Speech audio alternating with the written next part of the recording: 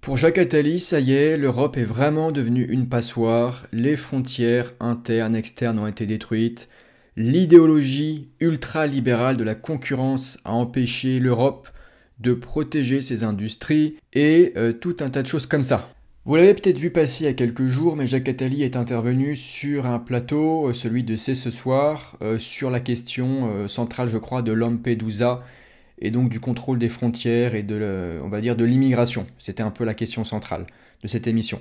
Mais il a aussi dérivé, durant quelques minutes, voire un peu plus, sur la question libérale, voire ultra-libérale. Donc on va passer directement sur mon écran pour en parler, puisque c'est assez amusant d'avoir entendu Jacques Attali prononcer ces mots. Donc voilà, Jacques Attali, l'ultralibéralisme et le protectionnisme, oui, il en parle aussi. Alors comme d'habitude, les vidéos, j'évite de les passer pour des raisons de droit d'auteur. Je m'y essaierai quand même dans de prochaines vidéos, histoire d'eux, pour voir.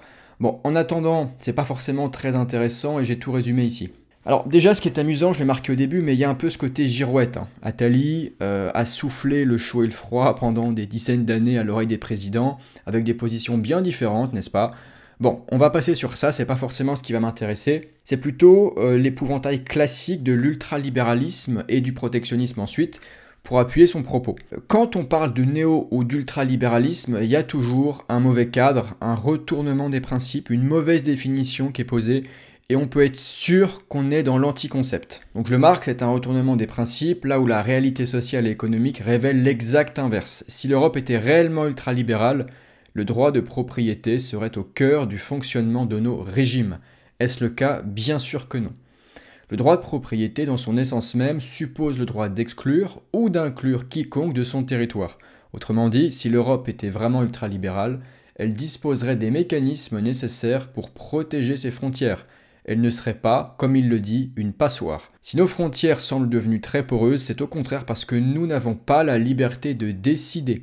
L'Europe est donc ultra-étatique, pas ultra-libérale. Premier paragraphe très simple, un peu tranchant, un peu incisif, simplement pour vous faire comprendre que dès qu'on vous parle de tout ça, de ces anticoncepts, ultra-libéral, néolibéral, qui n'ont pas de teneur, qui n'ont pas, si vous voulez, de substance philosophique. Qu'est-ce que ça veut dire ultralibéral? Comment voulez-vous qu'un territoire, ou même qu'une zone géographique très vaste, si on parle de l'Europe, puisse être ultralibérale si nos frontières sont précisément des passoires? Mais non, dans la liberté, dans le libéralisme cohérent, intégral, que je défends sur la chaîne, il y a le droit de propriété. C'est la pierre angulaire, c'est vraiment le... Enfin, on ne peut pas penser la liberté sans propriété. D'accord? Puisque la liberté, enfin le libéralisme étant une théorie logique et déductive du droit naturel, on ne peut pas penser, si vous voulez, enfin ça me fait rire parce que c'est tellement un retournement à chaque fois des principes.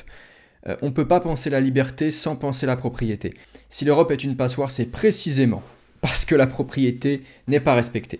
Donc c'est l'inverse, elle est ultra-étatique. Et c'est là que dès qu'on voit que les gens pensent par l'État, et quand les gens pensent par la nation, ils n'arrivent plus à raisonner en économie.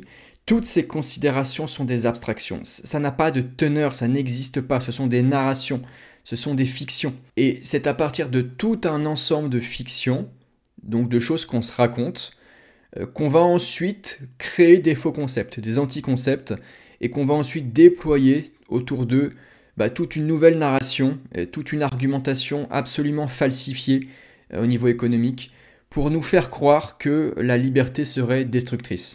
Et ça m'amène sur la deuxième partie, qui va être un plaidoyer de ma part, notamment basé sur Frédéric Bastiat et ses écrits, contre le protectionnisme. Vous allez voir qu'on ne défend absolument personne, et je dis bien personne, avec du protectionnisme. Bastiat, si vous ne l'avez pas lu, je vous le recommande, a souvent parlé des effets visibles et invisibles des politiques économiques. Il y a ce qu'on voit, et surtout ce qu'on ne voit pas. Lorsque nous érigeons des barrières douanières pour protéger une industrie, l'effet visible est la survie, voire le développement à court terme de cette industrie spécifique. Mais les effets invisibles, bien plus importants, sont les coûts supportés par d'autres secteurs de l'économie ainsi que par les consommateurs. Donc là, je prends l'exemple du maïs et ensuite je donne toute une liste de conséquences à long terme du protectionnisme. Prenons l'exemple du maïs. Imaginons que pour protéger nos agriculteurs locaux, l'État impose des droits de douane élevés sur les importations de maïs. Cela augmenterait le prix du maïs importé, ce qui rendrait le maïs local plus attractif en termes de prix. À première vue, cela semble bénéficier à nos agriculteurs. Sauf qu'une fois qu'on a posé ça, il y a des conséquences. En économie, il y a toujours des conséquences parce que l'économie n'est rien d'autre que d'abord l'action humaine. On part de la praxéologie, l'homme agit, il se met en mouvement, d'accord, il fait des choix et il réalise des échanges. Ça, c'est l'économie. Quand on veut s'interposer dans ce processus absolument naturel, de l'action, des échanges, des choix, on crée tout un tas de conséquences négatives. Et cela n'est pas une opinion, cela découle de lois économiques. Le premier élément, ça va être la distorsion des ressources. Le protectionnisme entraîne une mauvaise allocation des ressources. Si une industrie est protégée des compétiteurs étrangers, elle n'a pas d'incitation à innover ou à devenir plus efficiente. Les ressources, travail, capital peuvent être gaspillées dans des industries inefficaces au lieu d'être investies dans des secteurs où le pays a un avantage comparatif. Donc là, je parle de pays, mais il faut même parler en fait d'individus et d'entreprises, donc des groupes d'individus volontaires qui sont réunis pour produire et pour proposer des services sur un marché. Bref, l'idée ici, c'est que quand vous pensez protéger vos industries, vos entreprises, vos individus locaux, en fait, vous les enfermez dans une espèce de cocon où ils ne sont plus du tout incités à servir correctement leurs clients. Ça, je vais en reparler juste après dans le second point. La deuxième chose ici, c'est la mauvaise allocation des ressources. En fait, ce qu'il faut voir, c'est que quand il y a du protectionnisme, quand il n'y a pas le marché libre de manière générale, l'allocation des ressources est de toute façon rendu plus difficile. En fait, vous naviguez à l'aveugle. Il n'y a pas ce processus de tâtonnement où vous pouvez vous spécialiser, distribuer le travail intelligemment et vous concentrer là où vraiment vous êtes le meilleur. Au contraire, vous aurez une tendance à faire un petit peu de tout, à moins vous spécialiser et à faire aussi des choses en fait sur lesquelles vous n'avez pas vraiment de talent, pas vraiment d'avantage comparatif. Et donc on peut dire en fait en dernière instance que le protectionnisme n'incite pas les individus à se diriger vers leur domaine d'excellence, vers leur zone de génie quelque part. Donc ça c'est un problème majeur parce qu'en fait ça fait perdre du temps à tout le monde, du temps et de l'argent bien sûr. Donc en fait tout le monde, si vous voulez, croît moins vite, voire même s'appauvrit selon le niveau de protectionnisme et puis globalement la santé de l'économie qui est largement due, vous l'aurez déjà compris, à l'intervention de l'État. Globalement, plus un État va être interventionniste, plus il va vouloir s'imposer dans l'économie par des quotas, des règlements, par de la fiscalité évidemment qui déborde, moins les producteurs de richesse sont tirés vers le haut. Plus c'est difficile pour eux tout simplement de faire leur rôle, d'assumer leur rôle de producteurs de richesse, et plus tout le monde va s'appauvrir.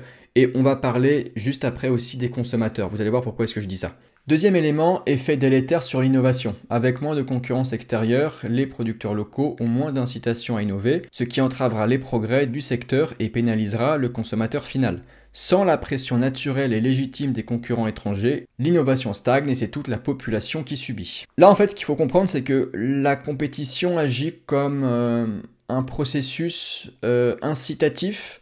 En fait ça vous oblige à être meilleur, ça vous oblige à faire les choses, ça vous oblige à servir du mieux possible les consommateurs. Là, ce qu'il faut comprendre, c'est qu'en fait, le manque d'innovation et donc le manque de compétition, ça va ensemble, bloque tout le monde. Et vraiment tout le monde. Les entrepreneurs et les salariés d'entreprise sont aussi des consommateurs, évidemment. Je veux dire, tout le monde, toute la société est pénalisée quand l'innovation stagne et quand il n'y a pas de concurrence. Parce que la qualité des services rendus se dégrade toujours quand il n'y a pas de concurrence et les prix, en revanche, augmentent. Donc c'est pas une histoire de la compétition pour la compétition, allez, il faut vraiment s'aliéner, il faut être au travail, machin. C'est pas du tout ça.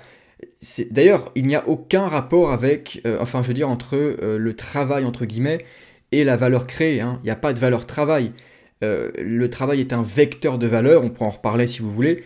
C'est pas la valeur elle-même, mais non, c'est pas du tout ça la question. La question, c'est de dire que si vous n'êtes pas en libre concurrence, si vous n'êtes pas dans un monde qui structurellement vous pousse à mieux servir et à baisser vos coûts, alors tout le monde va en pâtir. Et en réalité, quand je dis tout le monde, oui, c'est vrai, mais comme d'habitude, les gens avec le moins d'options, les gens les plus précaires, en pâtiront en premier. Troisième élément, industrie dépendante. De nombreuses industries dépendent du maïs comme matière première, hein. Je reviens à l'exemple que j'avais cité au début. Cela inclut des industries comme celles produisant des céréales, des chips de maïs, de l'éthanol, et même certaines industries alimentaires pour le bétail. Si le prix du maïs augmente, ces industries verront leurs coûts de production augmenter. Si vous avez du protectionnisme, donc des concurrents étrangers qui sont lésés, mais qu'en même temps, avec les mois, les années, voire les dizaines d'années, la concurrence s'est totalement amenuisée sur le territoire, que les services sont de moins en moins bons, que le prix est de plus en plus cher, y a des répercussions pour les industries environnantes. D'un seul coup, pour eux aussi, c'est plus cher. Il y a des coûts qui se répercutent directement dans leur propre structure. Donc, leur coût de production augmente en même temps. Et devinez quoi? Chaîne logique, coût pour les consommateurs. L'augmentation des coûts de production est répercutée sur nous, chacun de nous. Le prix des produits dérivés du maïs augmenterait, ce qui pénalisera les ménages, en particulier ceux à faible revenu. Donc là, idée de produits dérivés, hein, donc toutes les industries environnantes, tous ceux qui ont besoin du maïs dans leur propre structure de production, donc qui s'en servent littéralement comme matière première, ou même secondaire, hein, en tout cas qui en ont besoin, voilà, pour créer leurs propres services, leurs propres produits, pour répondre aux besoins de leur propre marché, ceux-ci sont pénalisés, il faut qu'ils augmentent leur prix de vente pour que leur marge suive. Et nous sommes, nous, ménages ou consommateurs, individus, pénalisés par cette augmentation générale des prix sur le marché. Compétitivité plus faible à l'export, si les entreprises dépendent du maïs voient leurs coûts augmenter, leurs produits pourraient devenir moins compétitifs sur le marché mondial par rapport à des produits similaires provenant de pays sans restriction sur les importations de maïs.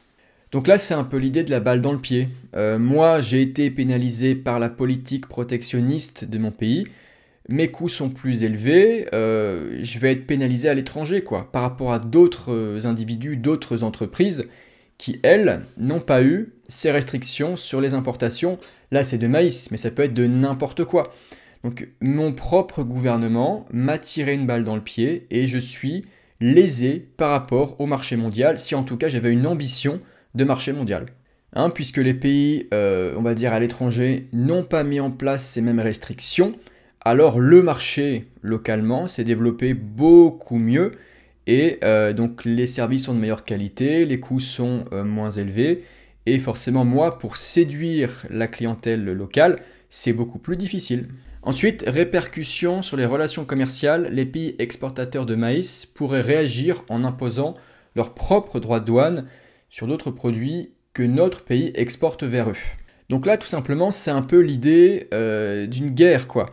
Ce qui n'est pas normal, hein, puisqu'en économie, en principe, il n'y a pas de guerre. L'économie est un espace social de jeu à somme non nulle, où tout le monde est censé gagner. Mais dès que les États et que leurs gouvernements se mettent en marche, en action, on peut créer des guerres. Donc là, c'est le cadre étatique qui est soulevé avec ses répercussions sur les relations commerciales. Donc on imagine un pays qui a mis en place des mesures tarifaires, non tarifaires, bref, protectionnistes sur les produits d'un pays étranger. Et ce produit étranger étant lésé, il pourrait se dire « Ok mon coco, si c'est comme ça, moi je vais faire pareil et je mets en place des mesures protectionnistes pour tel ou tel produit que tu voudrais bien faire parvenir chez moi. » Tes exportations à toi vont aussi être pénalisées puisque tu as décidé de pénaliser les miennes. Et là vous voyez qu'on rentre vraiment dans ce truc débile de guerre commerciale qui ne devrait même pas exister en réalité. Hein, rappelez-vous, s'il y a des mesures protectionnistes, si on peut vraiment mettre en place des coercitions de la sorte, c'est parce qu'il y a un État pour le faire. Il n'y a pas de protectionnisme, il n'y a pas de barrière comme ça, artificielle, produite par les hommes d'État, dans un monde justement où personne n'est en mesure de le mettre en place. Donc des entreprises entre elles pourraient évidemment avoir entre guillemets des mauvais rapports, elles pourraient s'ostraciser, elles pourraient se faire de la mauvaise pub, elles pourraient s'allier et au contraire se mettre contre d'autres. Dans ce cadre-là, c'est pas une guerre économique, c'est juste le jeu du marché. Il n'y a pas directement un empêchement, il n'y a pas directement des quotas, des mesures tarifaires, ça n'existe pas tout ça. Si des entreprises décident de s'allier pour créer des meilleurs services, si des entreprises décident au contraire d'ostraciser ou de faire de la mauvaise pub, de la mauvaise com à d'autres entreprises, c'est des choix commerciaux, c'est des choix économiques, mais cela n'est pas une guerre. Si la guerre, pour vous, c'est rendre les meilleurs services possibles, parce qu'à la fin c'est bien ça, à la fin c'est bien une guerre pour rendre les meilleurs services possibles sur le marché.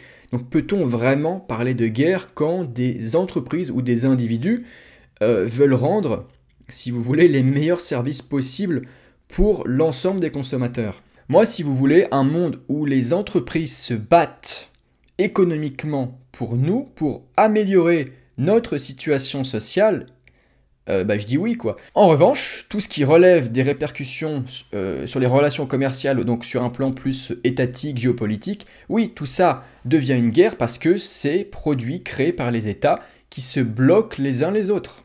Et j'espère que j'aurais su faire ressortir la nuance suffisamment bien, avec suffisamment de clarté, parce que dans l'économie de libre marché, il n'y a pas de guerre. Pourquoi ? Parce que personne n'a les moyens politiques, personne n'a les moyens de la guerre. Il n'y a que des acteurs économiques, donc que des gens qui disposent des moyens économiques. Les moyens de la propriété, les moyens de l'échange, tout ça est parfaitement légitime et dans un seul et même but, rendre des services à l'humanité. Dernier point, les conséquences éthiques. Empêcher quelqu'un d'échanger librement avec un partenaire de son choix, que ce soit à l'intérieur ou à l'extérieur des frontières, était pour Bastia une violation des droits individuels. Donc là, du grand basique, mais le protectionnisme est un empêchement de droit d'agir. Les droits les droits de propriété, les droits d'agir, tout ça est pareil.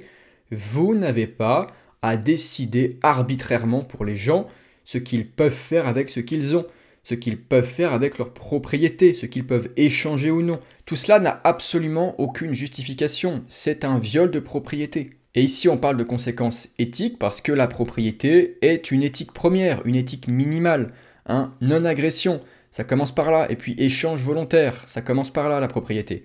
Donc oui, conséquences éthiques, vous n'avez aucune justification concrètement à apporter pour défendre des individus ou des entreprises à échanger ce qu'elles veulent avec qui elles veulent. En résumé, si protéger une industrie spécifique peut sembler avantageux à court terme pour cette industrie, les conséquences à long terme et les effets d'entraînement sur d'autres secteurs peuvent souvent être préjudiciables à l'économie dans son ensemble.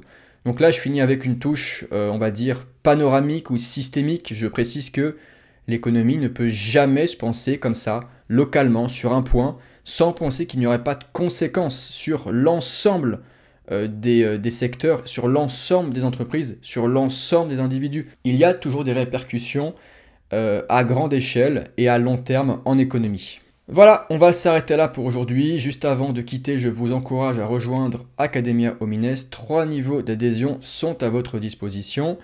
Donc je vous transmets sur un espace membre qui vous est dédié, la philosophie libertarienne, à travers de nombreux contenus privés. Tout commence par la conquête, même la reconquête intellectuelle, culturelle des esprits, tout commence par là. Donc lien en description pour ceux qui seraient intéressés par la chose. Par ailleurs, cet article, comme tous les autres, est à retrouver sur le carnet qui est mon blog personnel et le lien se trouve également en description. Donc vous rentrez simplement votre email et vous aurez accès à tous les articles, celui-ci et tous les autres. Et vous recevrez également 1 ou 2 emails de ma part chaque semaine. Voilà, je vous remercie chaleureusement pour votre écoute. J'espère que la vidéo aura été intéressante pour vous, qu'à chaque fois vraiment vous apprenez des choses, que ces petites vidéos didactiques vous permettent vraiment d'appréhender les principes libertariens sur le plan du droit et de l'économie. C'est toujours les 2 casquettes avec le plus de clarté possible. Si c'est le cas, petit pouce vers le haut pour m'aider à avoir plus de visibilité dans l'algorithme. Pensez à vous abonner pour ne pas manquer les prochaines vidéos sur Arthur Homines. Quant à moi, je n'ai plus qu'à vous remercier une dernière fois pour votre écoute et vous dire à la prochaine. Ciao!